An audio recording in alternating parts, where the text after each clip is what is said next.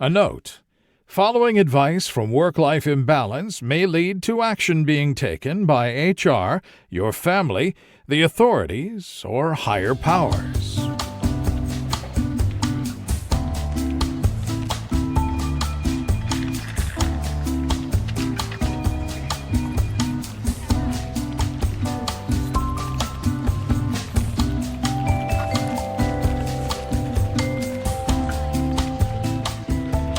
Welcome to Work-Life Imbalance, an advice show focusing on workplace and lifestyle issues.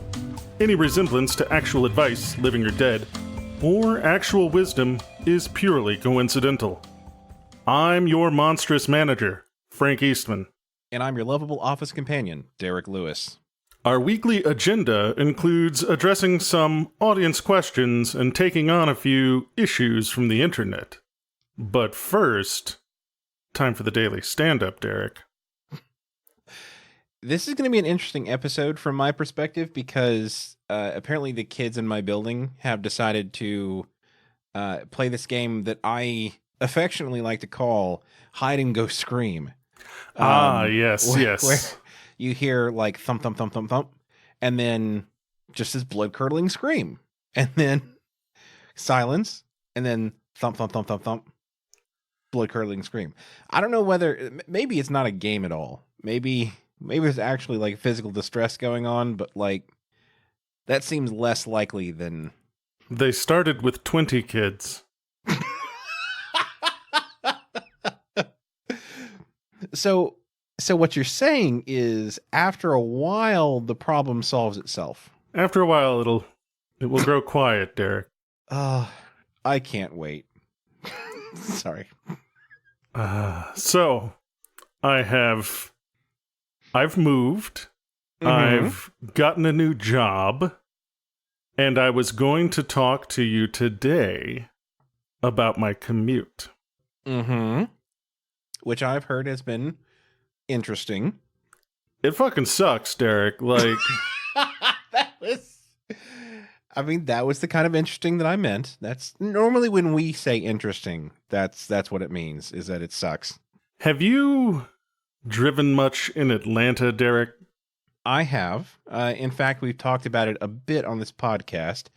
You know, there are some areas of Atlanta that are just should not be inhabited by people. Like they should stop driving around them. They just need to stop. Everybody in like the perimeter and stuff like that is just completely batshit crazy. So yes, I've spent some amount of time and a decent amount of time bitching about the traffic in Atlanta.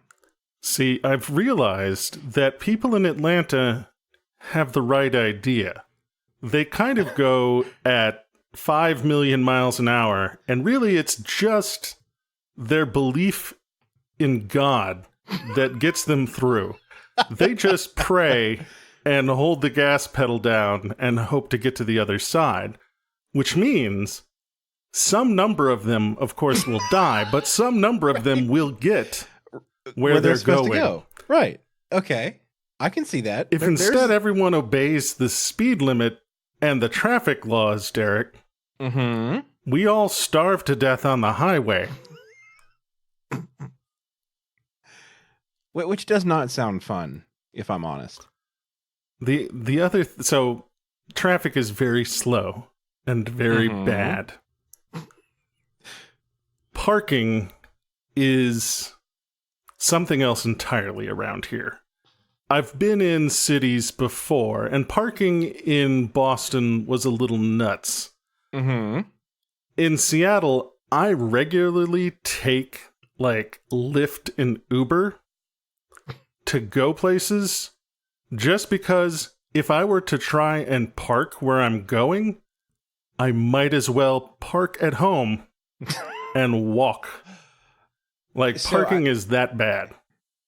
So, you know, in some cities that where parking is that bad, like they'll have like, you know, a lot of public parking decks to where they'll get like, you know, 10 or 15 floors of nothing but cars so that people can have some verticality to park their car. Do they not do this in Seattle? See, Derek, if we were to do that, that would encourage people to have cars. And if we encouraged people to have cars, it would add to global warming. So instead, if we don't have any parking at all, eventually everyone will take mass transit or die trying to get to work. One of the two. Either way, the problem solves itself if we just stay the course and don't actually provide parking.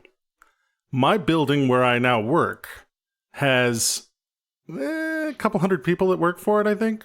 Okay. We have 44 parking spaces. Oh, no. Oh, God.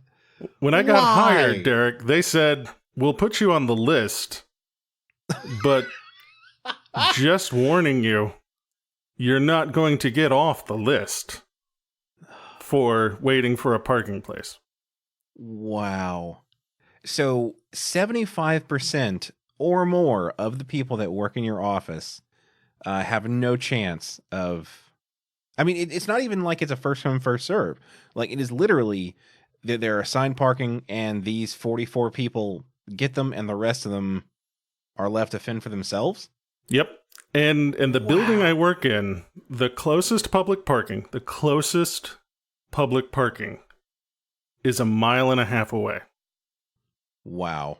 Anywhere else, like, it is a densely built area, and everything else, if you park anywhere on the street, anywhere else, you get ticketed and towed instantly. Yeah. So the only parking is 1.5 miles away from my building. And that's 1.5 miles of like city walking. So you're not talking about just like one long stretch of road that you can, whatever speed you walk at, that's how fast you get there. Like, you got to worry about, traffic and lights and all that kind of stuff. So you still have to walk for like what? Half an hour or more? Yeah, it's at least a half hour to walk from the parking deck to my building. You want to know how I know this, Derek? Because you fucking did it once or twice. I've had to do it, Derek. I've had to do it. Oh. So parking is so terrible around here. I've had my 300 for a while. Mm-hmm. And I like my 300 because if I fits, I sits. And the Chrysler 300 may be the only vehicle you can get into comfortably. Full stop. So parking my 300 downtown is an exercise in A, futility. As I said, I might as well park at home and walk. And B, it is so frustrating that I have on multiple occasions been like, yeah, let's go do this thing. And then 2.5 hours of nonstop cursing later, we arrive back at the house and I say, fuck that. We're never doing anything again. I'm going to close the door to the house and I'm never leaving. I mean, I'm actually fine with that. Like, the whole, let's never leave the house again thing. I think that's fine. That is a reasonable approach to a lot of things that are going on nowadays. So that's fine. And especially with like Postmates and stuff. Oh, baby. I think we've talked about the number of occurrences that cause Derek to put on pants and go outside. We're trying to keep those two as low number as possible. Postmates is making that near zero. I'm not sure that's a good thing. Like, I'm really happy about it. Like, my pants are starting to collect dust, and that's cool. But at what cost? It's not even like I don't want to go outside, Derek. I have food delivered very, very often because I can't even go pick the food up, Derek. You can't get there. You can't stop near the building that the food is in. I mean, can you prepay and they just chuck it in your window? If there was a service called Food Chuck, I would probably pay for it.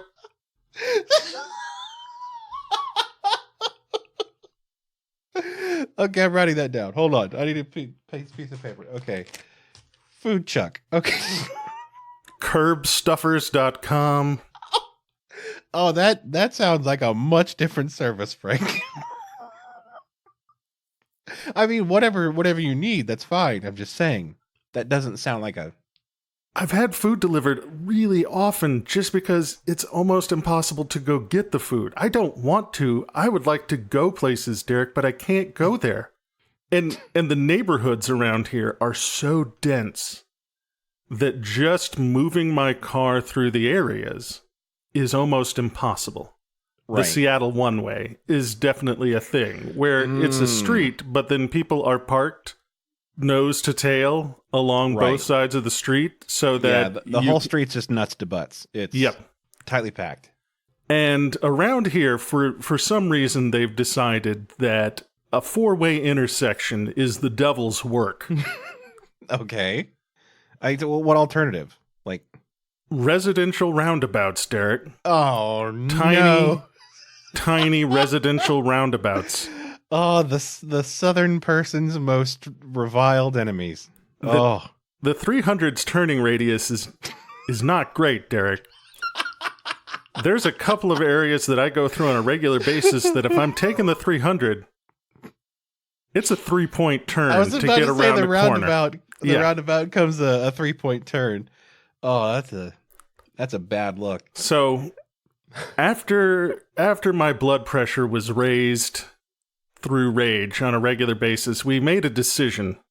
We made a decision to get rid of my car. Which that's a lot of great sadness. I feel that legitimately is I don't know what you would call it. Like, it is some sort of icon. That is you. I liked my car, Derek. I liked it a lot. Oh, fuck, Frank. What did you send me? I sent you some pictures, Derek. Oh my God. This is what I've done, Derek. What car is this? I got a new car. I got a new car appropriate for the city, Derek. Oh, no. Oh, people at home. It is a picture of Frank in a vehicle, and only Frank in a vehicle. Like, you take up all of it. What did you get? It is a smart EQ, Derek. Why? Frank, of all the vehicles, I can't fit in a smart car.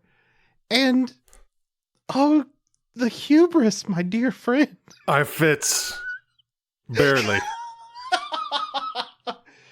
And so I sits, Derek, in traffic for an hour and a half each day. I mean, the good thing is you're only burning a thimble of gasoline per day. Oh, I'm burning 0 thimbles of gasoline, Derek. It's an electric car. I'm in the Pacific Northwest now, Derek. Derek, I drive a 2-seater that runs on batteries.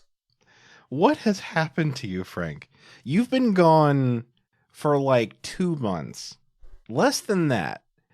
And already you've traded in the Chrysler 300 for a tiny electric vehicle. For this, Derek. For this. And is that a tachometer? Okay, I'm gonna have to post this to the fucking Twitter. Is that a tachometer or is that the speedometer? What the fuck is that?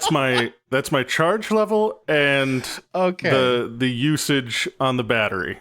Okay, because I have some moral qualms with them putting like some sort of tachometer on this tiny excuse of a vehicle. More than once I've been like, and I stopped at a gas station and went, oh. Yeah. Wait. Do you go by like haughtily, like and side eye the people at the gas station and relish in your superiority? Now I do. The other day I was like, I need to stop to get a drink. Uh-huh. And then I scoffed and said, I'm not going to associate with the plebeians at the gas station.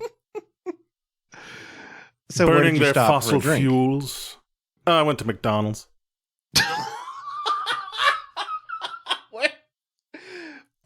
Where all the classy people go. Oh, yeah. We were classing it up. God damn. It's hard to find one out here.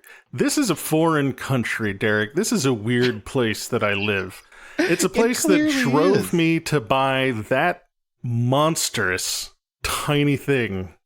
Like, Frank, you can't carry people in that. People will have to ride on the top if you take anybody anywhere. I can't carry people, but I can carry it. So I guess if parking gets real bad, you just kind of like stow it in your backpack. Is it a car or is it coveralls? We don't know. Oh my god. Just the thought of you like bursting out of this motherfucker like a transformer. Just like arms sticking out of both windows, head out of the sunroof. Oh, Jesus Christ. I don't get out of this car, Derek. I molt this car. Oh, like God. a beautiful butterfly on my way to work. And the way I get to work, and it's good that I have this car. I've been at my job for 2 weeks now, and I would say of the days that I have been at work, which are 10, 6 of them I've been like, thank God I have this car and not another car. Because I have to drive to a park and ride facility. And then I leave my car at the park and ride, and then I get a ride on a bus.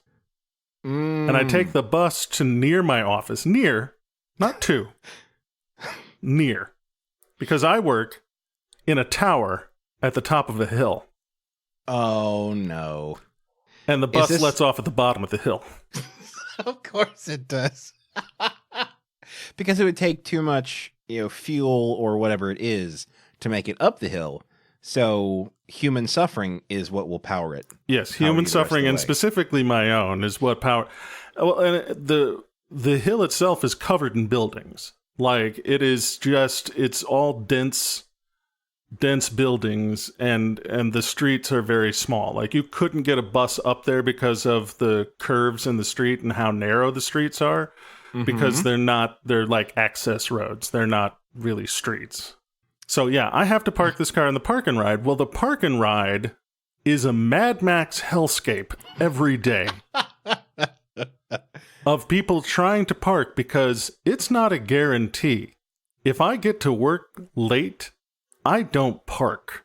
It's like showing up for dinner late at an orphanage. Like, you don't get to eat. You showed up late. Right. You lost the privilege to eat. So I'm lucky that there's, I would say, a quarter of the spaces in the park and ride are reserved for compact cars.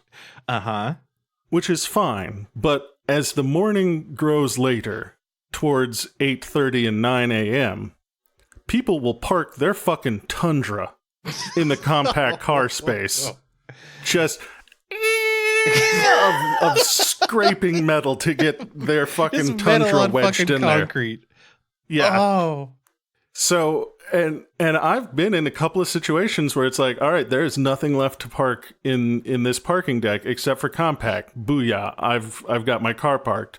Or I showed up a little late one day, like I got caught up, and there were no parking spaces left. But luckily for me, someone had parked like an absolute asshole on the regular parking spaces area and had taken up 1.5 spaces.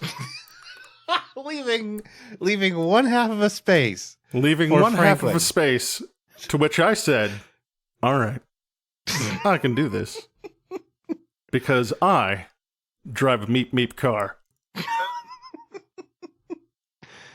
Oh my God. This does sound like a terrible adventure, and I'm sorry that you have to go through it. I am concerned that, if I come to visit you and you ask, do you want to ride down to X or Y?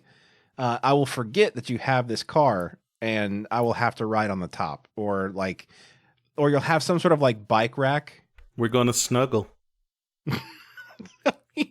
It's a snuggly ride. I mean, I'm not above that, but I'm just saying. We get to be real good friends. Hey, you said we couldn't be friends that hug, and we have to be friends that hug if we drive together in my car. So in one way or another, the Pacific Northwest is turning you into me, the hugger, the closeness, looks out for the environment, loves people. It's true, Derek. I don't know. You want to get to a question from the audience? Sure, hit me. If one is applying to 2 positions within the same department at a company with virtually identical requirements, would one need to send 2 separate cover letters and resumes, or just include both positions in one cover letter with one resume? From Duplicates in Delaware. I figured I'd give us a softball, like an easy one that's an actual question that people have, so that we could answer it sensibly. Like 2 adults with a podcast about business questions. Okay, well, I gotta put my actual business hat on. Hold on. The first thing that you need to do is you're gonna have to get a replacement Social Security card for someone that you have found that died at an early age in your local graveyard. I mean, I always have 2 or 3 spare anyway, but why?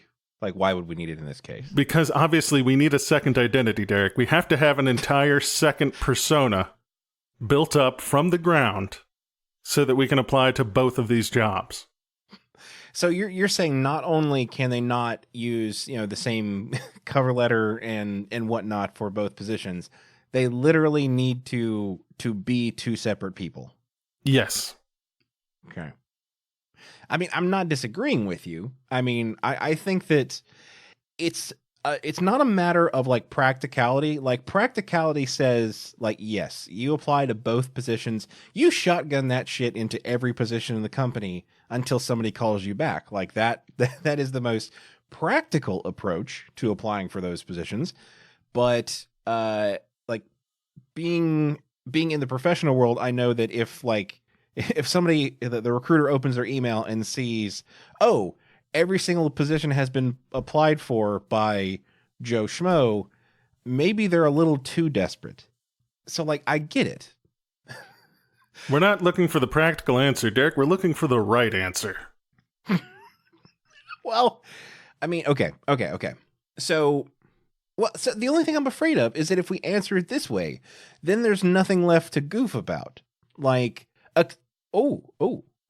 maybe there is. What if both of them get hired? You're with me, Derek. I'm glad that we could take this journey together, Derek. Because that is, of course, the best situation to have happen, is that both of you get the job. All right. So now, both ourselves and our alter ego have been hired to the job. Frank Eastman and Hank Westman. I mean, I would have picked names that were slightly more like out there. Because, I mean, look, you were given the name Frank Eastman. I mean, maybe now is the time to like actually get the name you really wanted. Like Maximilian Hardbody. I was gonna say like Seth Bangs the Moms. I mean, Large Big Huge. Okay, so if you God damn it, I'm thinking Large Big Huge. Jesus, it's Christ. pronounced Lorge. Lorge. I'm Swedish.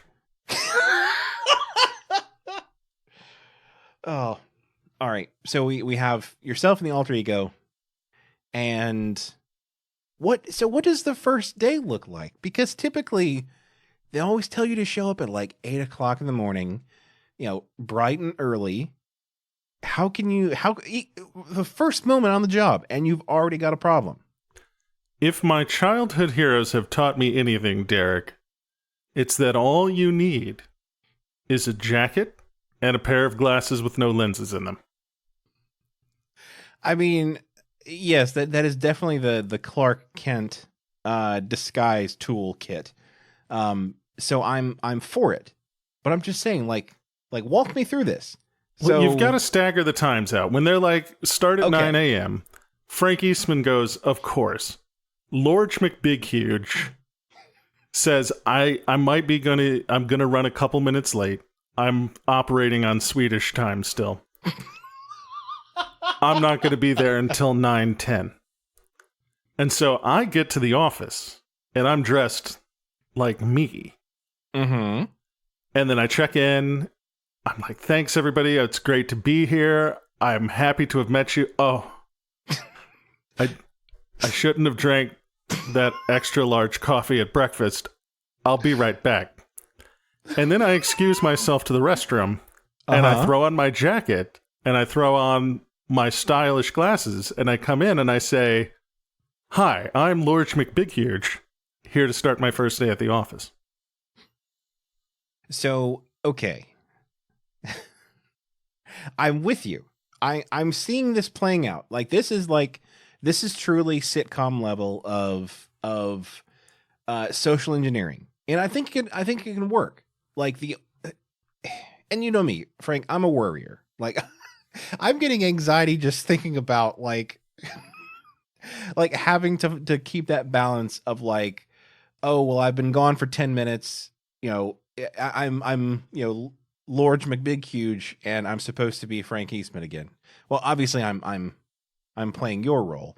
I'm getting so much anxiety already just from this, but the only thing that I think could give you proper cover is if you have complementary, you need to have a medical condition that each of them can say is taking you away.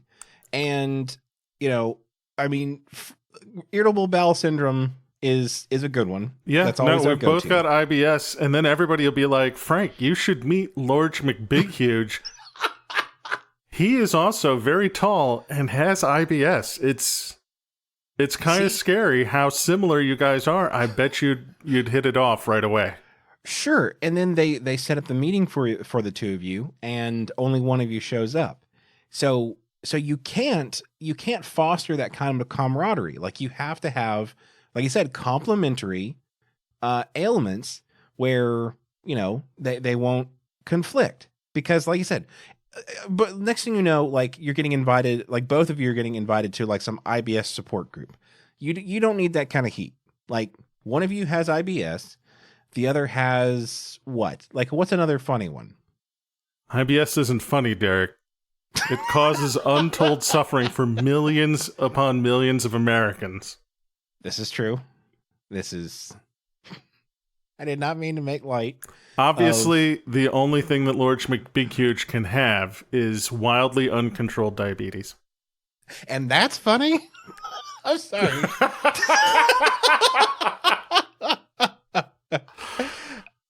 Okay. So I think we have an opportunity here. We've already set up, Lord McBighuge as a Scandinavian of Scandinavian descent. So we need to come up with some sort of Scandinavian disease that is hard to Google, because how are you gonna Google something that has those weird O's and weird A's? Whatever you say, it's gonna be safe from the Googling.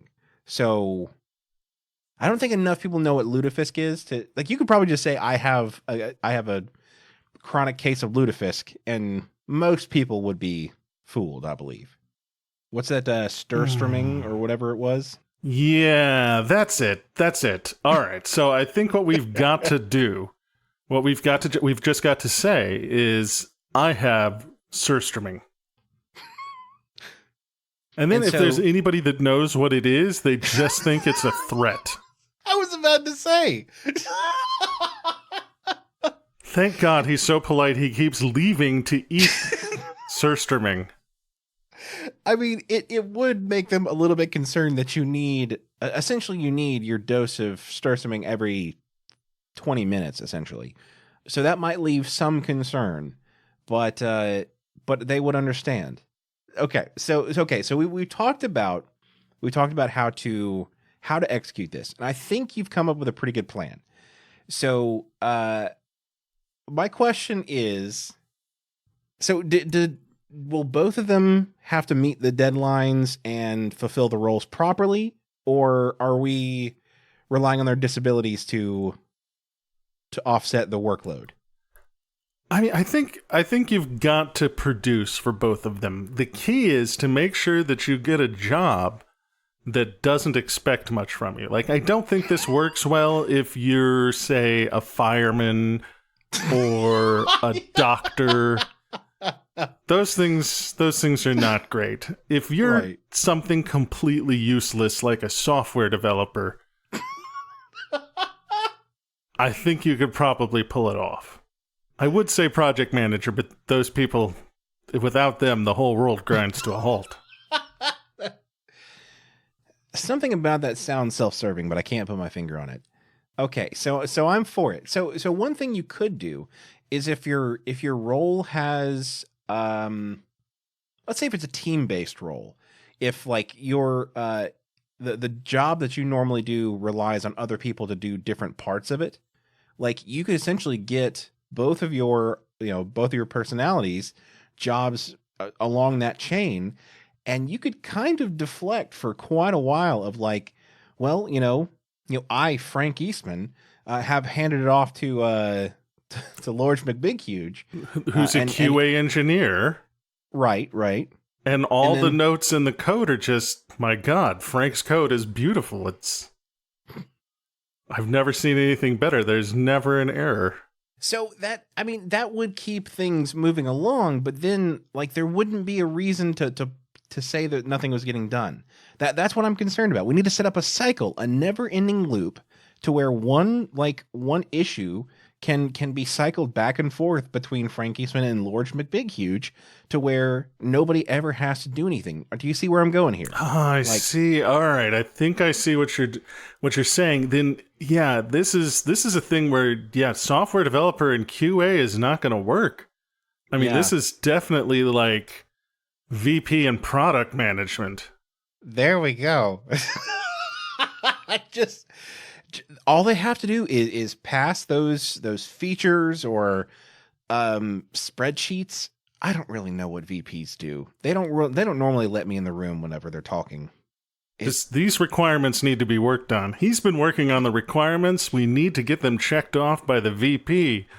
I think these need to be worked on a little bit more. All right, we've been working on these requirements. We better get them checked off by the VP.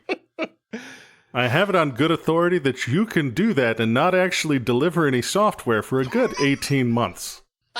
We've both seen it multiple times. So, I mean, I don't want to belabor this. I think this question has been asked and answered.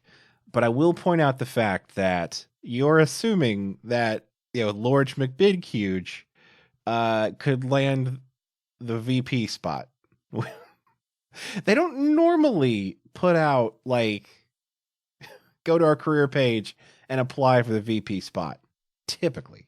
No, usually when they're like hiring for it, it's a director level position. Right.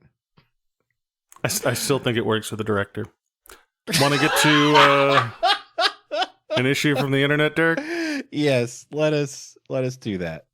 All right, this issue is entitled "Coworkers Talking on Cell Phones in the Bathroom" by Serotonin.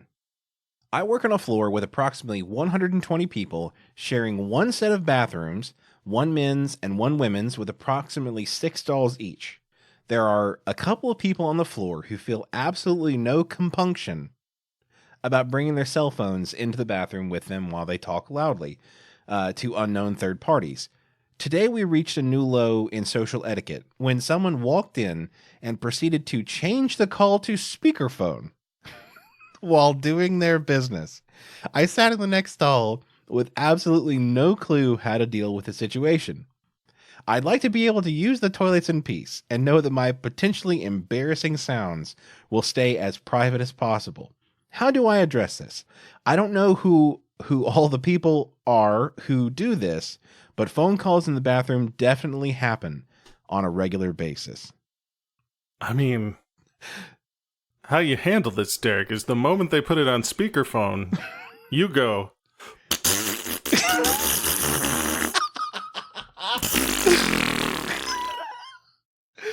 I mean, you're hitting the nail on the head here, because this person is worried about embarrassing themselves. No, honey. Like, you are there to be the most embarrassing thing in the building when somebody commits a toilet crime of this magnitude.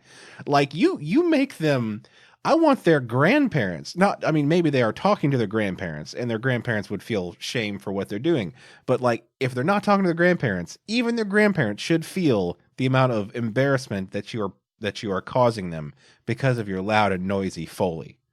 Maybe they don't necessarily feel the shame for the noises that you're making, at which point you have to put on a radio play. It's a play in one act entitled, "Oh my God, what's that smell?" Where you're just in the next stall over going, Can I get a courtesy flush or so? Oh my God. Are you okay?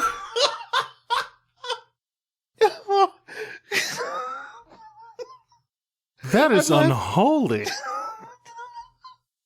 I'm laughing at two things here. One, like this, doing this in the restroom would certainly be hopefully a way to cause them some level of embarrassment.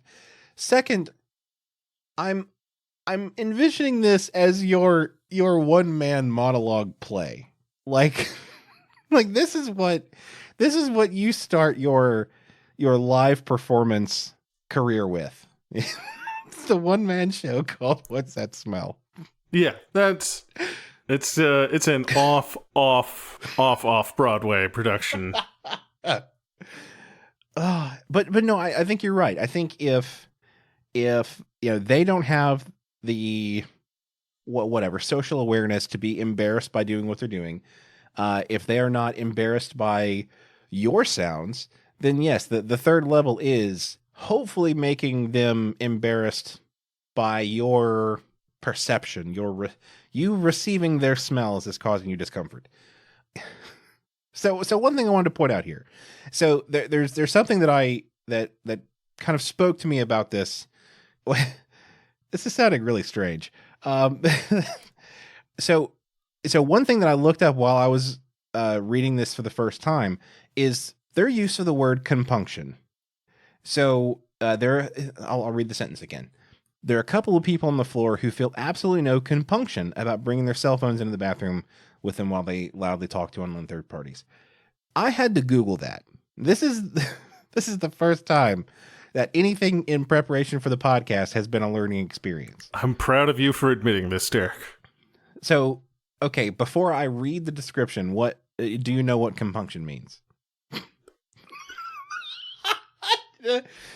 Did I catch up? Shame, hesitation. Yes, it is. It is compunction, a feeling of guilt or moral scruple that prevents or follows the doing of something bad. So the word compunction is basically somebody feeling, shameful or guilty about the horrible thing they have just done. Me, every time I'm paying for the bill at a buffet. Yeah. Especially the ones where they list out all the things that you got while you were there.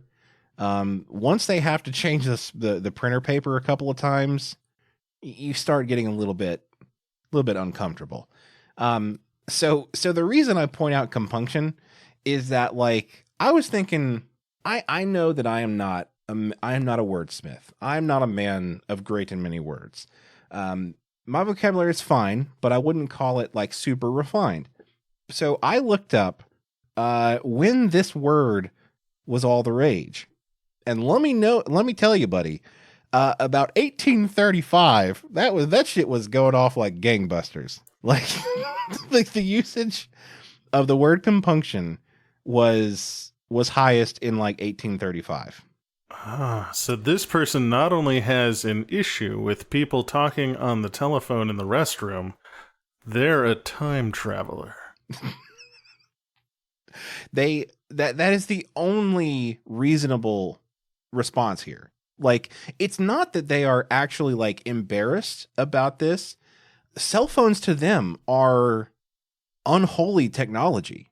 Like, they've never known about cell phones. Like, they don't know what cell phones are. Like, whenever they bring them into the bathroom, they're appalled at this wizard technology. This little devil box. Sir, do you have someone else in the restroom with you? Are you sharing a commode? These are single occupancy stalls. I would have you know. I mean, accusing someone of witchcraft and starting a trial about it, it is a fairly good response to this level of toilet crime. Whether it is the witchcraft of a cell phone or the witchcraft of doing this at all because they're a monster. Want to get to another audience question, Derek? I think we must. BBs. I'm looking to supplement my income by becoming a phone sex operator. Can you help me prepare for success with your business expertise? From Sultry in San Bernardino. How did you know about my other job, Frank? What are you wearing, Derek? I mean, you really think, like, I've got this, like, relatively expensive microphone. Like, you don't think I only use it for the podcast, right? It's got to pay the bill somehow. So, I feel a little attacked. What's your Sexphone operator nom de guerre? I would say nom de plume, but ooh. I'm trying to think of it. All I can think of is Lord McBighuge now. You have fucked me up so Not bad. Mine. That's mine. That's my Sexphone operator I know, name, but Derek. it's so good. It's so good. Oh, God. I want you to put this in the podcast in its entirety so you can tell how long I sat here and thought of a name. God damn it. Chubbs McGiggleboy. No, that's for my other job. My other job. Your Chippendale dancer job? I honestly, I've got nothing. Like, see, I wanted to play along and pretend that I was a phone sex operator, if it wasn't clear that was my intent. But I honestly, I mean, I do a lot of shit with the name Derek Lewis. So, like, let's just go ahead and say my phone sex operator name would just be Derek Lewis. Let's just. All right. I was hoping to get connected to Clark McRockhard, but. So, what are you wearing, Derek? A, that's unimportant, and B, I don't want to let the cat out of the bag of my typical podcasting uniform. So. You're not giving us any of the spice, Derek. Who's going to pay for this? I'm not going to pay for this for certain. You've got to weave me a word tapestry, Derek. All right. Start again. I got it this time. All right. What are you wearing, Derek? I'm wearing a suit, and I have a tie, and it's a little too tight right now. Should something be done about that? Can I loosen your tie, Derek? I think that'd be fine. Oh, God, my boss is coming. Oh, God, I've been fired. My God. I break the rules of wardrobe for 10 seconds. That's money right there, Derek. That was... How did you know fetish. That's what I call? That's what I call for. I had a feeling that's what it would be. So, okay. I've never intentionally called a sex hotline before. I have unintentionally called a sex hotline before. And true story, back when I used to work for Circuit City, we had a tech support number whenever you would buy a protection plan from Circuit City. And I forget what the actual number was, but it was a 1866 number. And we found out in some fairly interesting ways that the 1-800 number version of that was actually a gay sex hotline. And so one of our new people that were, selling a computer, selling a protection plan, all that kind of stuff. They were selling it to this elderly lady.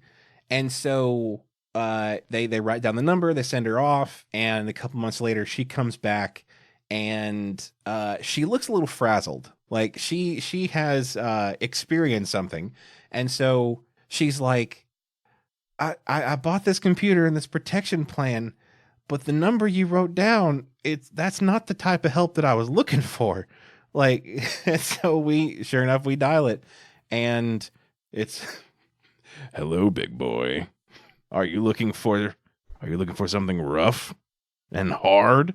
It's like, well, I mean, I guess computers can be fairly hard tactile wise, but no, it's, that occurred a couple of times over the 3 or 4 years that I was there. And every time it was somebody, like it was like a church marm or somebody that did not want to call it. But I do feel that mistake did help somebody find themselves, which I think it helped someone find themselves. And also somewhere there was a phone sex operator who had a really lucrative side gig helping people navigate Windows 2000.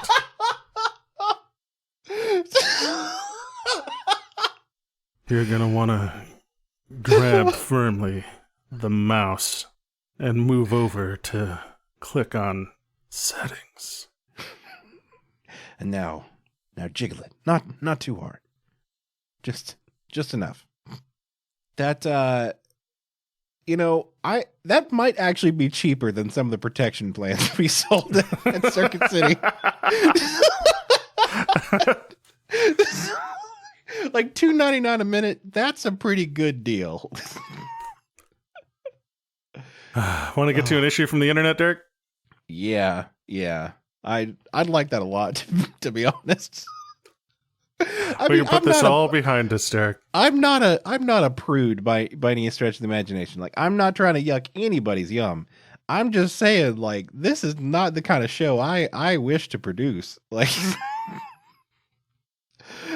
I mean, if this is something, that's cool. But like, I think we need to know that. I think somebody needs to inform us that we are somebody's fetish. Therefore, we can monetize it. I think that's important.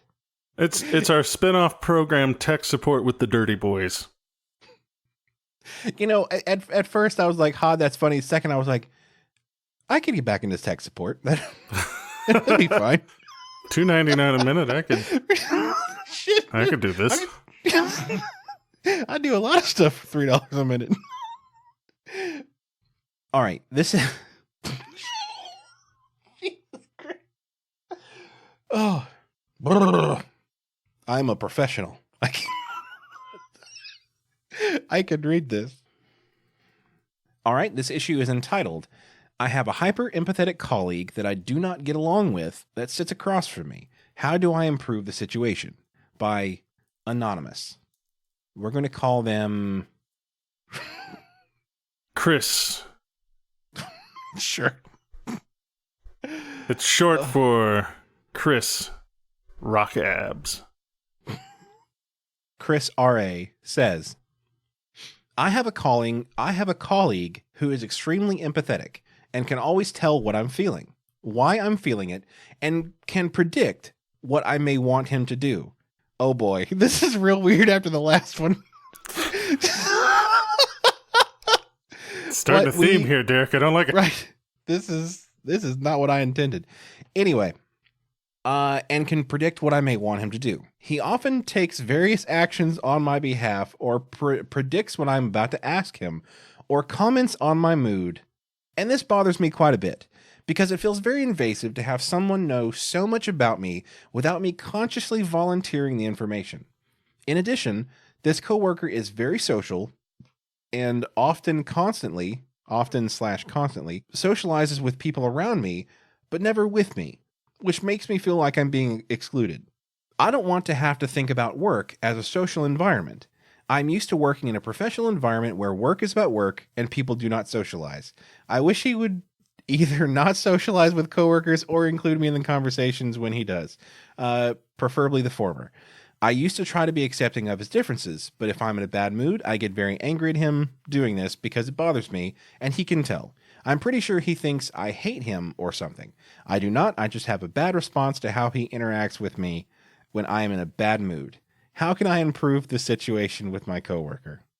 So, a couple problems here. So, first of all, the other guy is clearly too empathetic. Like, he knows what Chris RA is feeling, and that disturbs him. But the reason it disturbs him is because I'm thinking there may be a little bit of a connection that he wants that he's not getting from this person.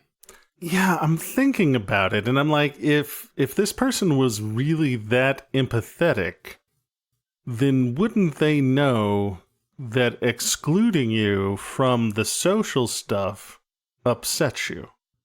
If they were that empathetic, I'm wondering if this person isn't just a very obvious asshole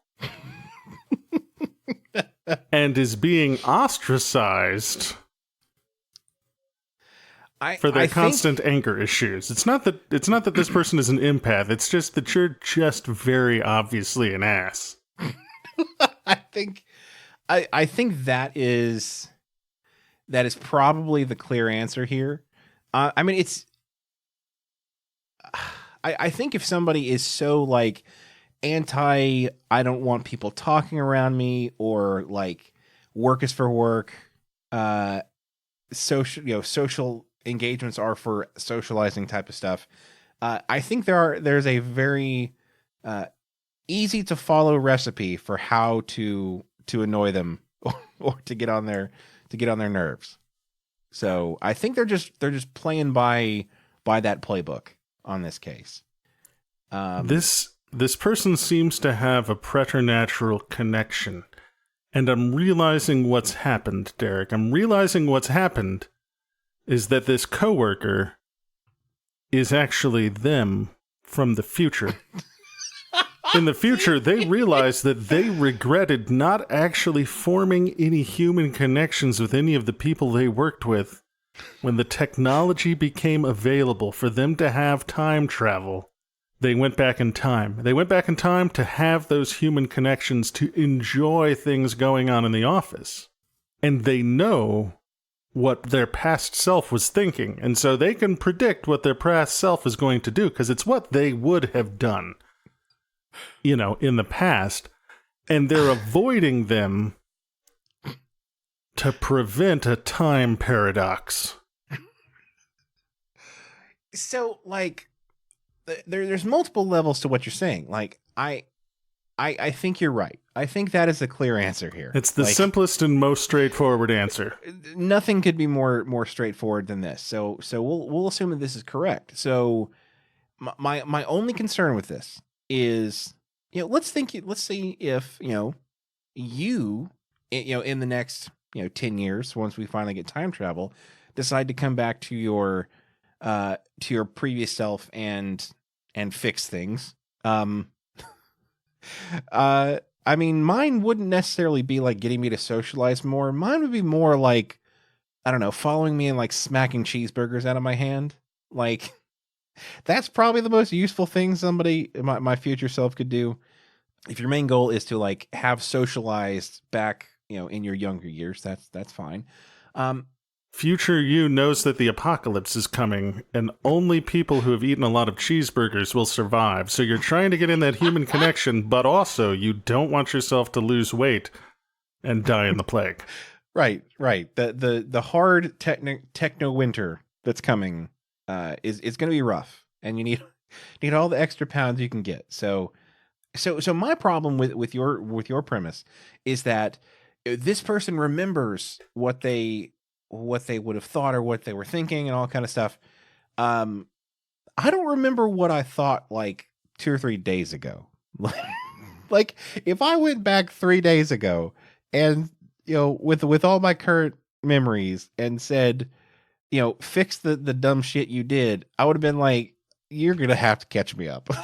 Like 3 days was a long time ago. I'm just saying it seems unrealistic. Do other people have better memories than I do for this? Like, I know I remember specific dumb shit that I did, but like, I feel like I don't know all the things that I would think. I have social anxiety, Derek. I remember in startling and crushing detail every single terrible social encounter that I've ever had. Especially ones that involve bathrooms, like you. I said something stupid once when I was 6. Now those things I do remember. So I could probably go back and fix a couple of those. But okay, so if it's not time travel, do you think it could be ESP? Is this person reading Chris R.A.'s mind, and I don't know, to what end? Like, I feel it's a waste of skill with whatever they're doing. I assume they're not doing something important with whatever job they're doing. So like, it seems to be a petty mind reader. Unless they're here specifically to keep an eye on Chris, but not to interfere. Because they are both from the future and a mind reader. Exactly. They're from the future and a telepath. They have to make sure that the things that happened happen as they were supposed to happen. Because if one thing goes badly, if Chris makes a single friend,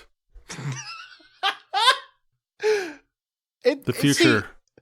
That makes so much sense now, because my concern of like not being able to remember what I was doing, that is completely solved by them having ESP. So like, that's actually what it is. Like, they are a time traveler with ESP that is coming back, and this socially inept tool is the key to saving humankind. It's a hard job, but somebody has to do it, Derek, and we're all so busy. I've worked my way through it. Oh. All right, you want to punch a clock? Yeah, let's punch a clock. All right, before we go, please send us your questions. Please, no more questions about sex phone lines. I feel like we had a weird time here today. Like, I'm not saying we had a bad time. I'm just saying when I sat down to the chair, that's not the time I thought we were going to have. I'm loosening my tie, Derek. Please. Slowly. Before Frank gets his tie untied, please send us questions so that we can make the funnies. The funnies don't happen until you send your questions. You might argue that they don't happen even when you send in your questions. That's because you need to send in even more questions. I can feel the silk sliding between my fingers. You can send them to questions at WLIcast.com. If you want to help support the show, you can go to patreon.com/WLIcast and become a patron so that Frank doesn't have to perform. I'm unbuttoning the buttons. Only you can prevent this from continuing. Of my crisp white Oxford shirt. You need to go to patreon.com/WLIcast and give us money so that we don't have to do this. Also check out our website at WLIcast.com. Find links to social media and our merch store. And I promise not a single bit of the performance that Frank is doing right now. I'm sliding the suspenders off my strong, muscular shoulders. Not a bit. And there is nothing better for growing our audience than word of mouth. So that means if you like the show and this has not repulsed you to the point in which if you're still here, if you're still listening, please find someone else that thinks like you do and tell them about the show. I'm undoing my dress pants, but they're dress pants, so it's going to take another half hour or so because there's like 6 different types of closure. So there's plenty of time for us to exit before this gets weirder. So Tell them about us, please. Don't tell them this. Like, tell them the other stuff that we've done. That's fine. This has been the Work-Life Imbalance Podcast. I'm Frank Eastman. I am wildly uncomfortable. And with that, I think we're going to have to transfer you. Do not transfer me to the Sexphone department.